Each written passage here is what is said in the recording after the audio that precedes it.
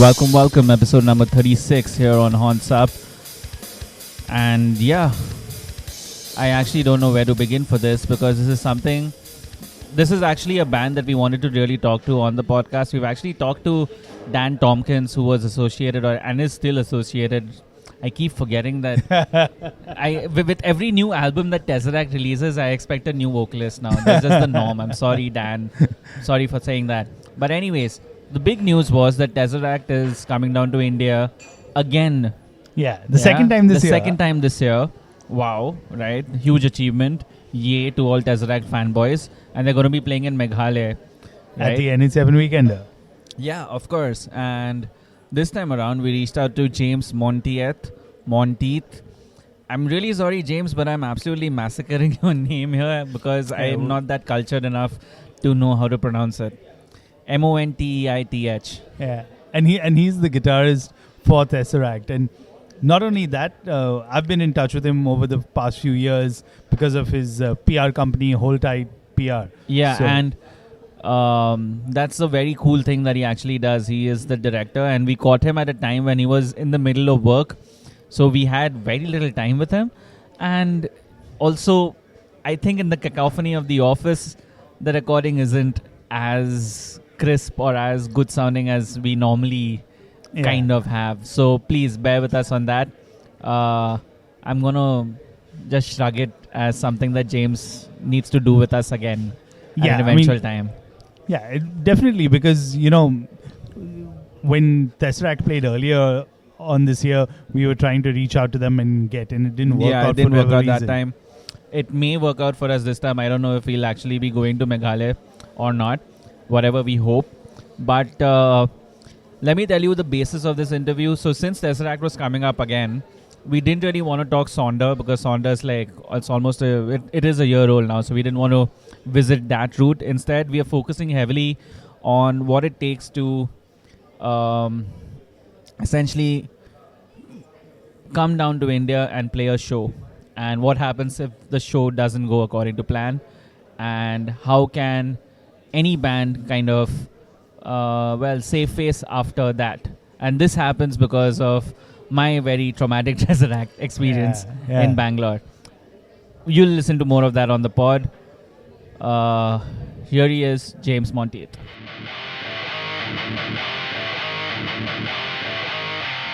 All right, and joining us all the way from his office desk in England, I'd like to welcome to Horns Up.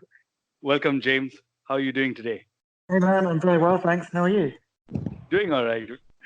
All right. So, I was just doing a bit of research while I was preparing for this interview. And while I typed in your name in Google, the second kind of prompt that I got was James Montieth height. So I'm pretty sure, trying to understand SEO and stuff, there are a lot of people trying to figure out how tall you are. So just for the record, how tall exactly are you, James? I am 1 meter 97 centimeters tall. There you go. That's precise. 197 centimeters. Yeah, so that's almost almost 6'6". Wow. Yeah, 6'5.5" I think. I like to go with the metric measurement because I know that's accurate. So, for all of you who've watched Tesseract on stage, you can literally see James stand out from the rest of the band. And he's not even trying hard. It's just the way he is.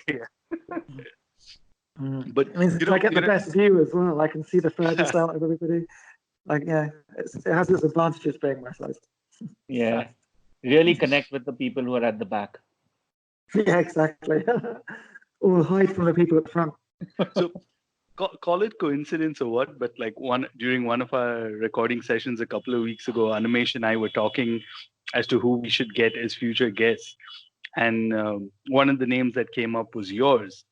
And soon after that, or within a week or so, Tesseract was announced to come back to India and play at the Meghalaya Shillong NH7 Weekender. So, perfect timing. How does it feel? Are you excited to be back in India? Second time this year already, yeah? Yeah, second time this year. It's crazy because we haven't actually played in before this year. The last time we played India, I think, was 2012. Maybe it was 2011, actually. Yeah, I think it was 2011. So we hadn't been to India in a very, very long time. So to now come here and play twice in 1 year is amazing. And I guess it's easy to forget how huge a country India is. And I suppose we could come back every month and play a different city because it's so massive. Yeah, it's amazing to be asked to come back, and we're really excited. Yeah, it is. It is a really huge country, and that's actually going to segue into my next question, which is, what's the travel going to be like this time around? Because Meghalaya isn't as well connected as, say, a Bombay or Pune is. So, like, how far early are you guys coming in to the country? I know we're flying 2 days before, and yeah, we land.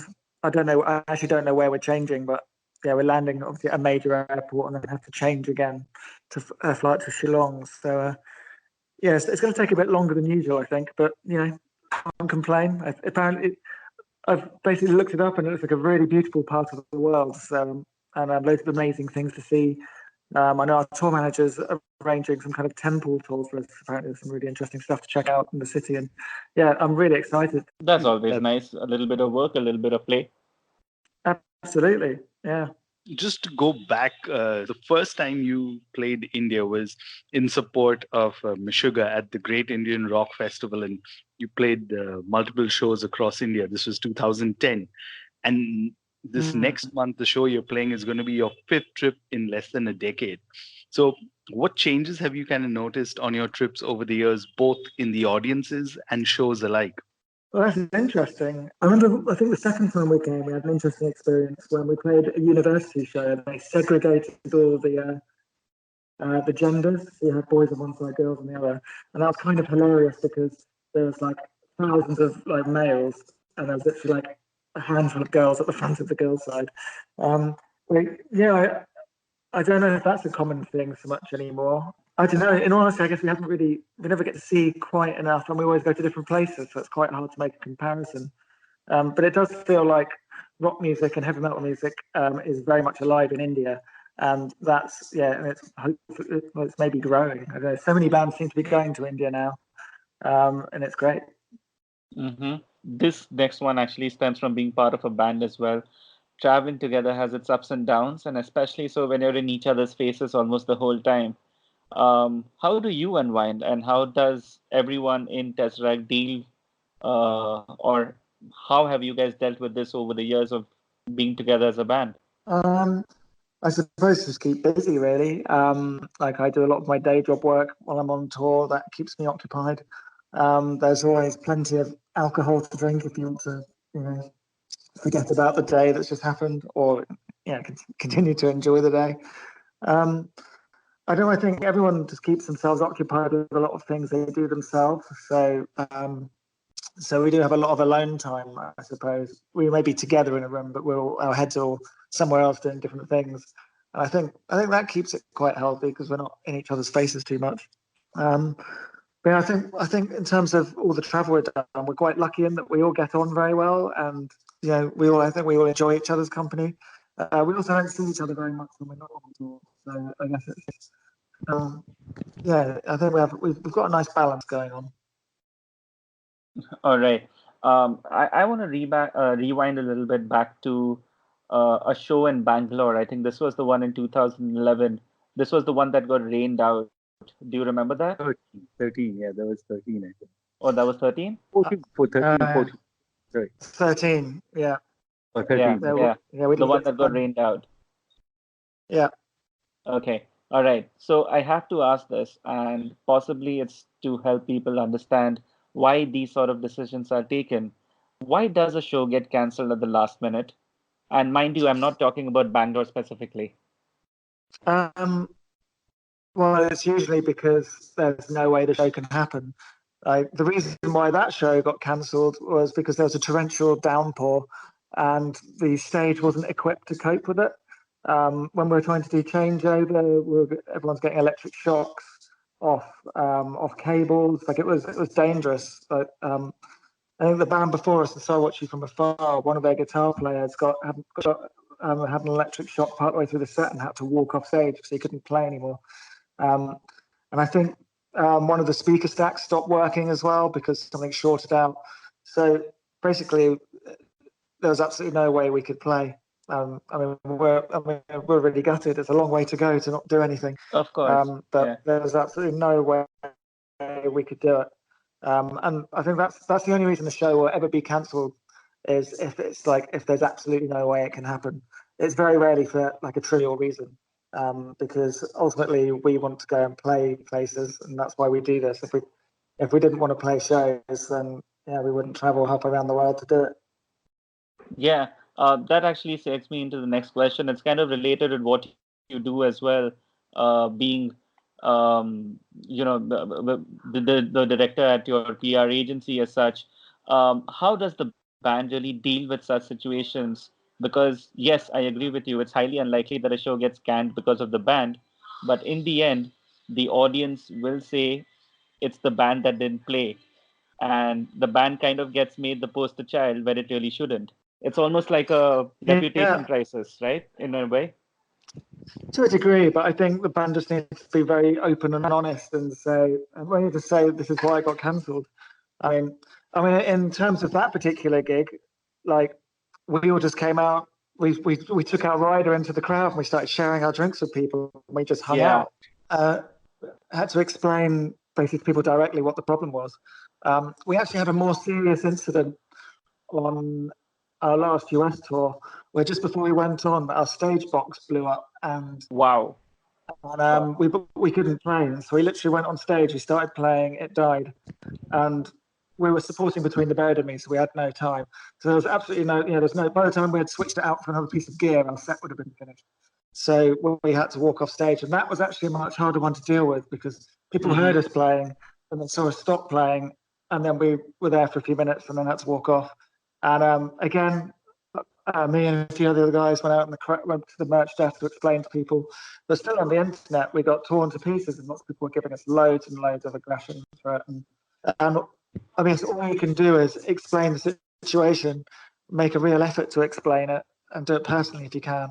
Okay, so in this day and age, do you think all bands should be equipped with some sort of PR management to some degree? I mean, something could go around at any time, and plus, this is the age of social media, so you never know where something may happen. Yeah, I think bands can do a lot of PR in that sense themselves. I think you just need to be very conscious of how the audience will perceive you and do the right thing to explain the situation. Like for example, like the thing that went down in America, a few of our bands who are maybe a bit less sympathetic to or understand where they were very much like, oh well, it's gone down, it's not our fault, and weren't necessarily aware of the consequences of not talking to the audience about it, which is fine because they have to do that and they have to do the other guys to do it. But I guess some bands maybe don't have anybody that understands that it's important to communicate that to your fans will have problems. And so I don't think you necessarily need to hire a PR team to cope with these things, but you just need to be understanding of the impact of these things yourselves and try and be as open, as honest and courteous and polite as possible. And I think you'll get the best out of a bad situation that way. All right. So let's flip the question. Let's flip it back to something more positive, right? What's the set like going to be for Meghalaya? Is it going to be similar to the shows you've played earlier in summer? I reckon it probably is. Yeah, I reckon we might take our summer festival set out to this time around. I think we're playing for an hour. Yeah, it'll be a similar set of songs played this year across all the records. Right. What's one song that's your personal favorite to perform live, and why? At the moment, I'm really enjoying playing Juno from Sonder. It's just a really, really fun song. And when we first started playing it last year, it was quite difficult. It took us quite a long time to really nail it and get it as tight as we would like. And we had to work really hard at it. And now it's very rewarding that we can play it well. And yeah, it's just really good fun. So yeah, I mean, I'll probably change my mind next month, but that's what I like at the moment. All right. So can we play it on the podcast? I guess so, yeah.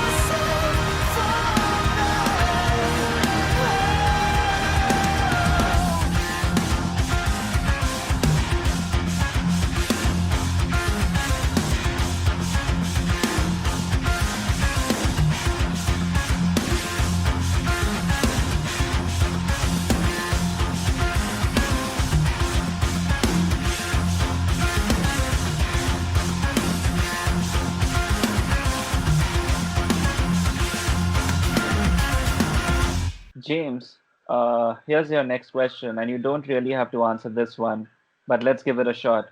Is there a song that you've become a bit tired of playing live? I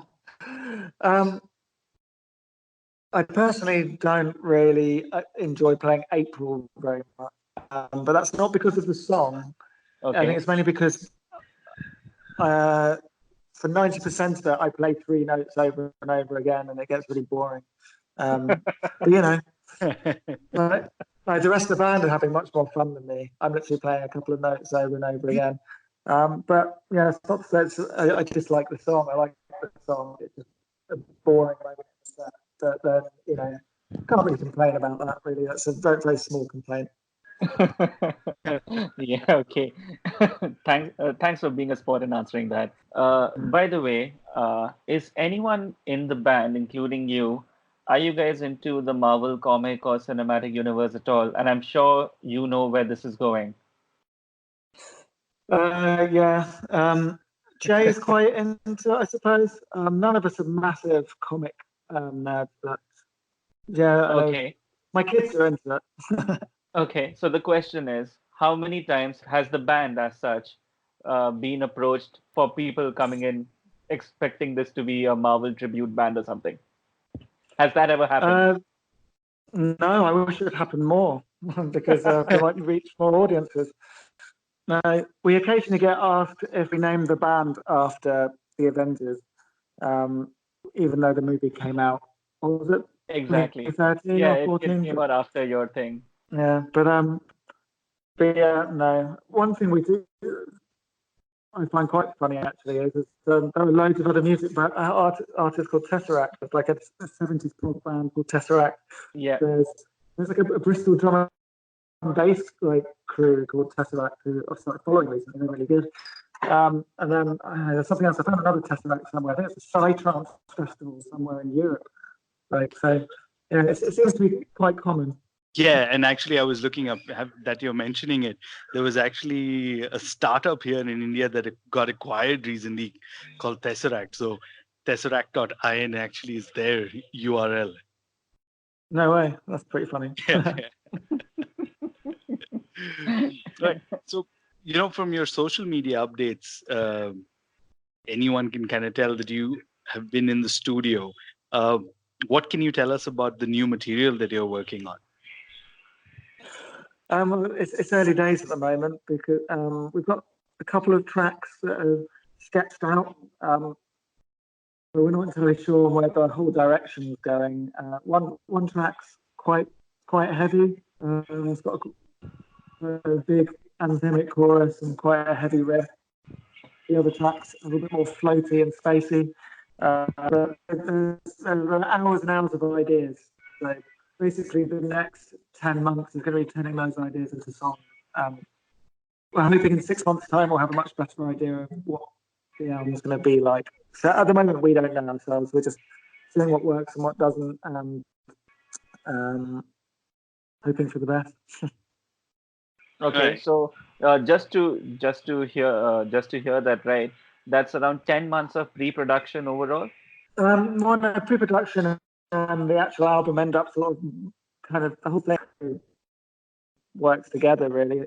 Sometimes the pre-production is developing to the final tracks because Ackle writes he puts it all together in Cubase, and quite often those Cubase sessions end up being the final sessions anyway, with everything kind of developed on top of it. So it's kind of hard to know when pre-production becomes demo, then becomes it's a fluid kind of process. Okay, Right. so is there a deadline as sorts that the band is working with, and can we know what it is? Well, we don't have a deadline. I think the label would like us to have a deadline, and we've purposely not told them we haven't put the things in motion for the next part of the album campaign in order to not have a deadline, because we basically don't want to rush this one. Sonder we're happy with, but it was rushed.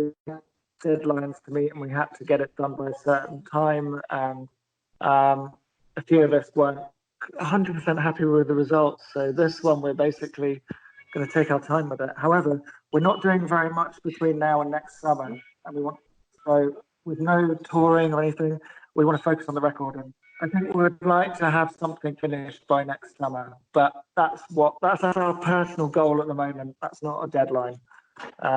So if we're lucky, we'll have something out at the end of next year or time next year, but maybe not. We don't know yet. That's really great to hear, and I'm sure everyone listening to this will be really excited and looking forward to new material from yours. Cool. I hope it turns out okay.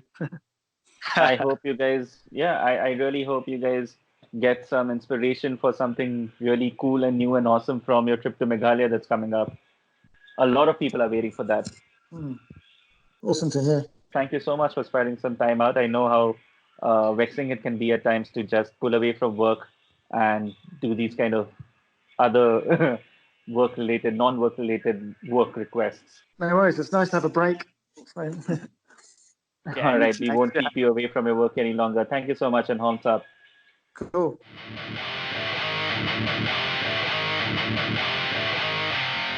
Again, I know, don't kill us. Bear with us on those sound issues. I'm sorry about that. Peter, say you're sorry. I'm sorry. We tried our best. James, get a better internet connection. No, but I'm sorry. I think I'm sounding a little bit too rude.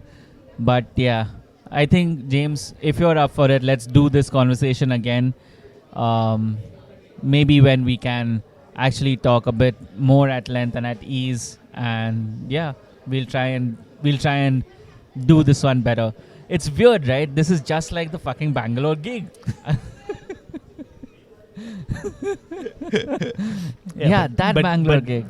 But you missed the Bombay gig earlier on this year. I did miss the Bombay gig, but that was an incredible gig. I hope Meghalaya goes off really well for them, which would mean that our next recording with James Montieth and of Tesseract will go really well. True. I got nothing more to add to that. But yeah, it was just nice to hear his perspective on things. I mean, we keep talking to bands that are coming to India or play in India and stuff like that, but it's kind of good to hear from a band that has played so many times and over the past 10 years. Yeah. I mean, I was talking to Anurag Tagat. Shout out to Anurag. Yeah. How are you doing? We're still in Bombay. We're waiting for you to move us to Bangalore. But Horns Up Inc. What was that? I don't remember. Horns Up Holdings, Horns Up Inc. or something of that sort. But yeah, Anurag and I were comparing notes, and we were like, who's the metal band that has played India the most? So Demonic Resurrection. I meant Scepter. Foreign bands. Okay, foreign band. Yeah. So if you have the answer, please hit us up. Yeah, actually, yeah. If you have that answer, please hit us up. Because names that were thrown around were like Megadeth. Right. Megadeth has actually played here so many times now. So I think that's a good note to end this episode. Yeah. And guess what, bitches? We've got another big name coming at you next week. Another big metal band from abroad that's actually played India before. It'll take you longer to say their song titles than it would to say their band name. Yeah, and that's because the band name is just 4 letters long. It begins with N and ends with E and has I and L in the middle. Way to go, Animesh. Yeah, way to go. No, man, you have to hype these things up now. That's how you advance promotion. If there's something that I've learned from PR and from James and our conversation is the fact that we need to sell ourselves a bit more, get more listeners, become social influencers and stuff, and all right, then so whatever. This is my best hype going on. Tune in next week because we've got Carl fucking Sanders on the show. You heard it right there. Stay tuned for next week. Till next time, horns up. Horns up.